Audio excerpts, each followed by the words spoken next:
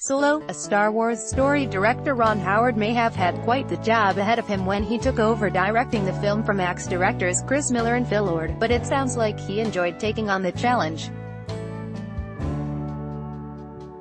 Speaking on Radio 2 this morning, May 26, the director admitted that he saw stepping into a film that someone else had started working on as a kind of creative experiment, advertisement. Continue reading below. More than I expected to, Ron replied when asked by host Ricky Williams, who was standing in for Dermot O'Leary, if he'd enjoyed taking over the baton, partly because I was very grateful for a lot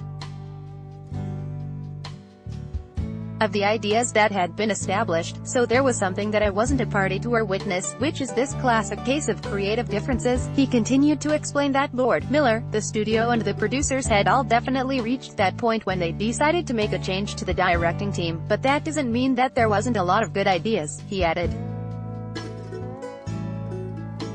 There were also new ideas that I was able to bring to the table.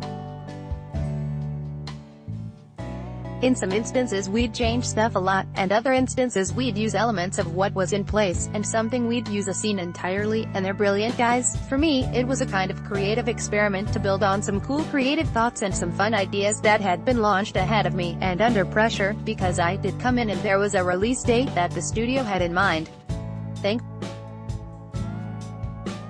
And, according to the director, it was his years of filmmaking experience that helped him to make the right choices in getting the job done. I probably leaned more heavily on my instincts than any other project I've ever done, he added. I wouldn't choose to work this way always, but it was a better creative experience than I expected it to be, and a good job it seems he did too, as even original Han Solo actor Harrison Ford has given his seal of approval to the new film. Solo, a Star Wars story is out now. Book tickets here. Want up to the minute entertainment news and features?